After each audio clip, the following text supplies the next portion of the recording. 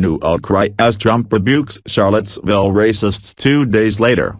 President Trump is facing a crossroad in his presidency, a choice between adopting the better angels tone of the traditional White House or doubling down on the slashing, go-it-alone approach that got him elected in 2016. On Monday, he tried to walk both paths, and satisfied neither supporters nor critics. Mr. Trump, bowing to overwhelming pressure that he personally condemned white supremacists who incited bloody weekend demonstrations in Charlottesville. They, on Monday, labeled their views as racist and evil after 2 days of issuing equivocal statements. "Racism is evil," said Mr. Trump, delivering a statement from the White House at a hastily arranged appearance meant to halt the growing political threat posed by the unrest. "And those who cause violence in its name are criminals and thugs, including the K.K.K, neo-Nazis, white supremacists and other hate groups that are repugnant to everything we hold dear as Americans." But before and after his conciliatory statement,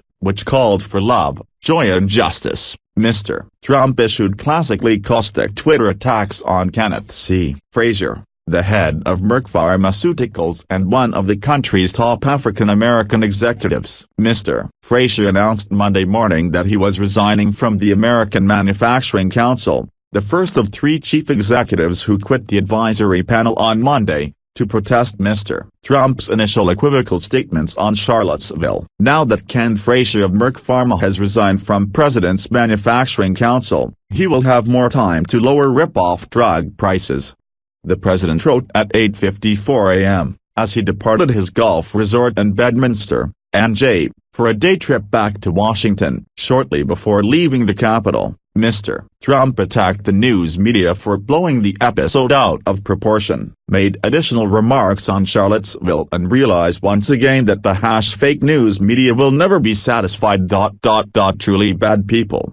He wrote Monday evening. Trump faced a fork in the road today, and he took it, said Representative Nancy Pelosi, Democrat of California and the House Minority Leader. He showed cowardice on Saturday by refusing to call out the racists and neo-Nazis, and on Monday he showed how uncomfortable he was in delivering another kind of message. Even Mr. Trump's allies worried that his measured remarks, delivered 2 days after dozens of public figures issued more forceful denunciations of the violence in Virginia, came too late to reverse the self-inflicted damage on his moral standing as president. On Saturday, Mr. Trump said the rioting was initiated by many sides.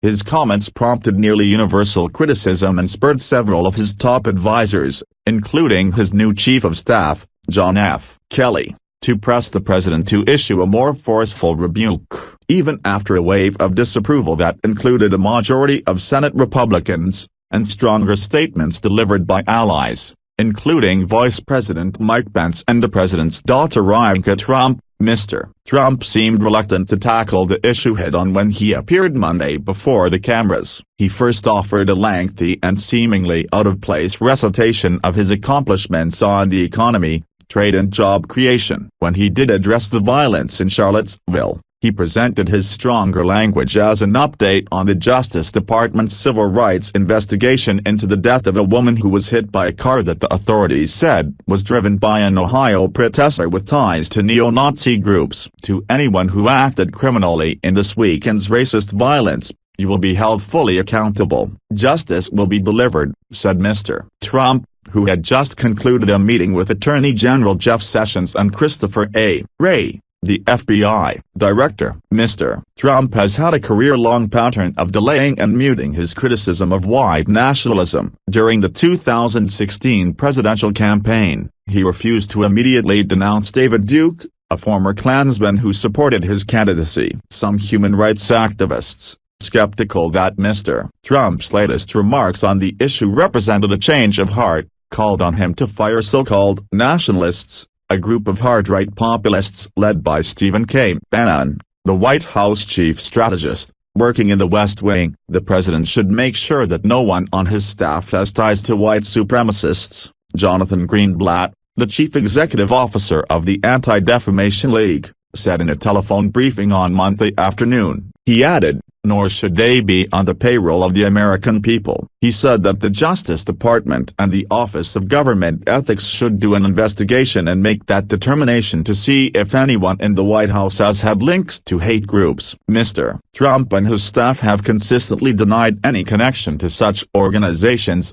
and the president called for racial harmony in his remarks on Monday. As I have said many times before, no matter the color of our skin, we all live under the same laws. He said, we all salute the same great flag, and we are all made by the same Almighty God. We must love each other, show affection for each other and unite together in condemnation of hatred, bigotry and violence. Far-right leaders, including Richard B. Spencer, who attended the Charlottesville rally, said they did not take the president's remarks seriously. The statement today was more kumbaya nonsense, Mr. Spencer told reporters on Monday. He sounded like a Sunday school teacher. I don't think that Donald Trump is a dumb person, and only a dumb person would take those lines seriously, Mr. Spencer said, as Mr. Trump was delivering the kind of statement his critics had demanded over the weekend. Fox News reported that the president was considering pardoning Joe Arpaio, the former sheriff of Maricopa County,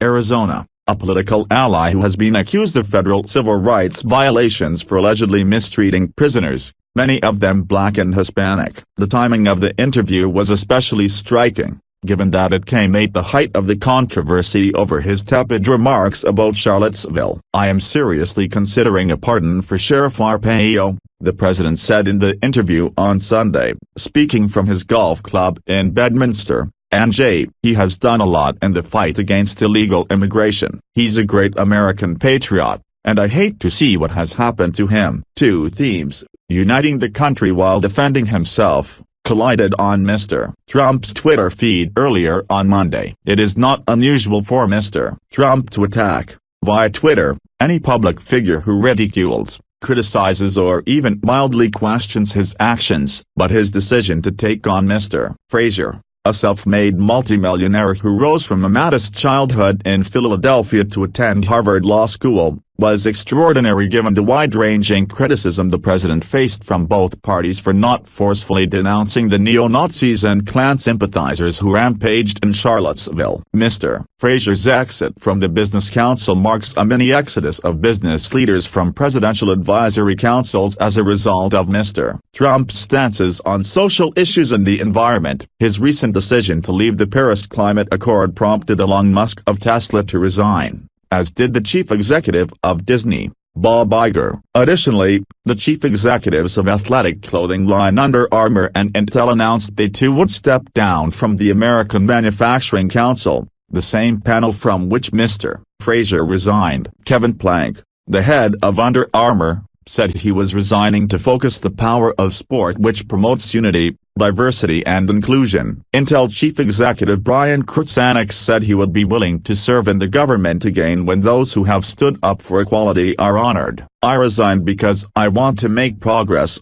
while many in Washington seem more concerned with attacking anyone who disagrees with them, Mr. Krzanich said in a statement. Mr. Trump's shot at Mr. Frazier, one of the country's best-known Black executives, prompted an immediate outpouring of support for the Merck chief executive from major figures in business, media and politics. Thanks at Merck Ken Frazier for strong leadership to stand up for the moral values that made this country what it is. Paul Bowman, the chief executive of Unilever, wrote on Twitter. Last month, Mr. Frazier appeared next to Mr. Trump at the White House to announce an agreement among drug makers that would create 1,000 jobs. He is only the second African-American executive to lead a major pharmaceutical firm, and rose to prominence as Merck's general counsel when he successfully defended the company against class action lawsuits stemming from complications involving the anti-inflammatory drug Rebukes. It took Trump 54 minutes to condemn Merck CEO Ken Frazier,